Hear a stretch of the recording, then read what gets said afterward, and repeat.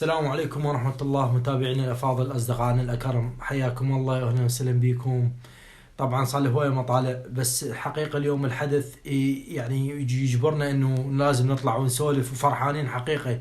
فوز منتخبنا، ألف مبروك للجماهير العراقية، انتصار مهم في المباراة الأولى لكأس آسيا 2023 في قطر. حقيقة راح أختصر يعني مباراة. منتخبنا أدى مباراة جيدة بالشوط الأول، ضغطنا المنتخب الأندونيسي تشكيله غير يعني حقيقة. اليوم الشوط الأول قدمنا أداء جيد، يعني الأطراف، الارتكاز، المهاجمين، بس يعني حقيقة الثغرات واضحة لمنتخبنا. عمق الدفاع بطيء ثقيل، تكوكا اخترقوهم الاندونيسيين أكثر من مرة، مثل ما شفنا هدف اندونيسي الأول اليوم. علي عدنان حقيقة يعني إمكانيته هاي ووضعيته هذا، يعني لاعب ثقيل بطيء، لاعب يمتلك الخبرة، بس ثغرة واضحة بمنتخبنا. التكليم اللي حسين علي قدم اداء جيد، يصعد ينزل، بس المشكله اللي واجهت منتخبنا اليوم حقيقه ارتكاز بعيدين بطيئين، ونفس الوقت المنتخب الاندونيسي اخترق اكثر من مره. انا كنت اتمنى انه زيدان يلعب محور، يعني اليوم بدال مثلا امير او اسامه واحد من عندهم، لان ادوار امير واسامه يعني تقريبا متقاربه. يعني كنت اتمنى بايش يلعب ارتكاز يسند، يعني محور ثاني ويا زيدان اقبال وامير العماري، لان حقيقه بايش ملعب بهاي الجهه يقدر يغطي على التكييمنه وعشبه، مثل ما شفناه بالشوط الثاني كاساس بدله ولعب ارتكاز.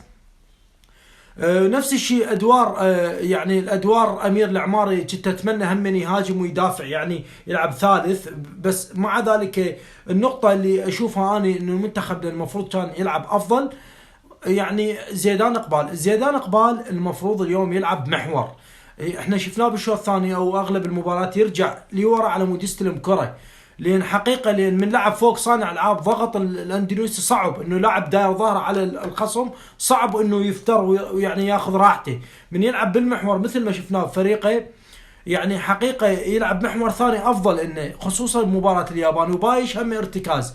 منتظر ماجد أنا مستغرب اليوم، يعني بعيد، يعني ما لعبه كأساس أو مستبعده مدرب. يعني هاي فكرة ما نقدر احنا نختلف يعني أو نتفق على شيء معين في كل الأندية والمنتخبات، بس كنت أتمنى أنا شخصيا إنه منتظر يشارك حتى لو دقائق بسيطة بالشوط الثاني.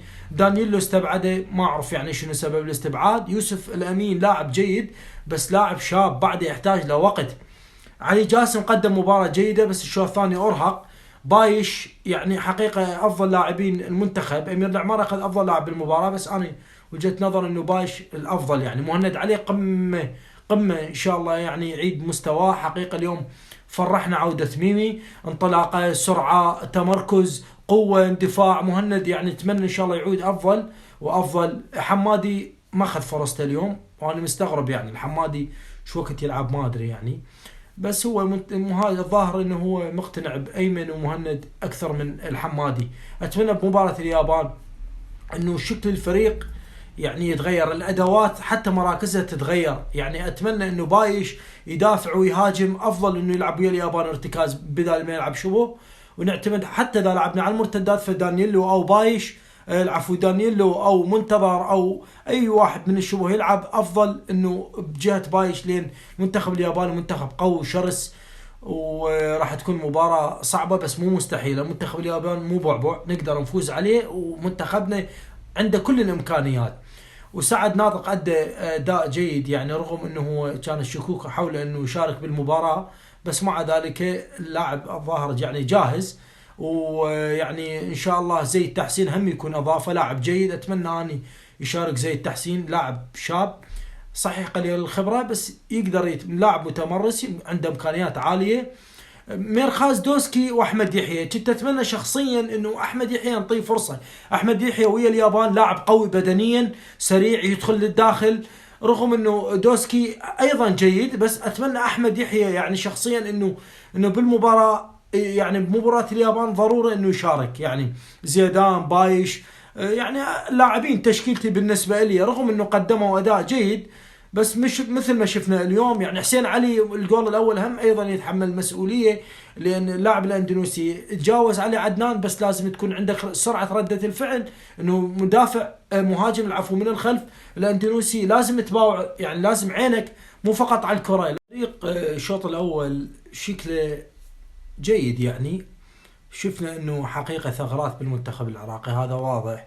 بس كاساس يعني حقيقة انا اول مرة يعني انا متفائل بيه، وما فد يوم انتقدناه. بس حقيقة اليوم ما اعرف انا، احتمال هو عنده حسبة انه مباراة اليابان انه ما يكشف كل اوراقه، يعني لان اليوم اكو ادوار اللاعبين مختلفة، المراكز مختلفة. علي جاسم يعني ارهق، علي جاسم كنا نتمنى الافضل يقدم افضل. حتى دخول بشار رسن يعني حقيقة 1-على-1 ومرتدة ما يعرف يخترق، يعني ما يتجاوز المدافع الاندونيسي. وبشار ما اعرف انا الى متى يعني مستواه. حقيقة نتمنى الافضل، انه احنا ندعمه، لاعب منتخبنا ومنتخبنا يعني امس الحاجة للدعم.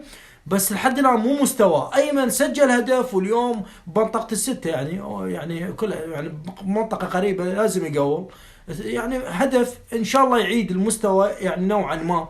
بس حقيقة ما تحرك، ما يعني لاعب واقف، لاعب صندوق. يعني كنت اتمنى يلعب، اذا يلعب ايمن باقي مهند على الاقل، لاعب هذا سريع وانطلاقات، وهذا لاعب قوي بدنيا، طول فارع.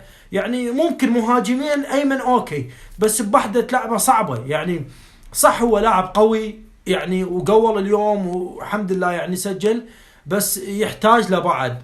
يعني كنت اتمنى يعني منتخبنا يظهر بمستوى افضل، يعني حقيقة اليوم فوز معنوي. المباراة الاولى دائما صعبة هي، بس نتمنى الاداء يتحسن. اليوم الاداء فردي، ماكو اداء جماعي.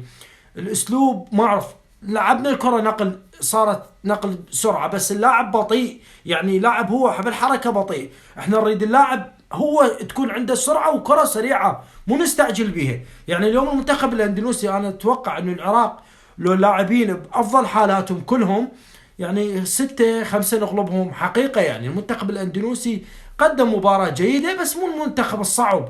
يعني دفاعه هش، العمق مالته هش. يعني مهند ضيع 3، يعني ضيع هواية. الارتكازية اليوم، حتى الهدف اللي لغى هم سجلنا هدف.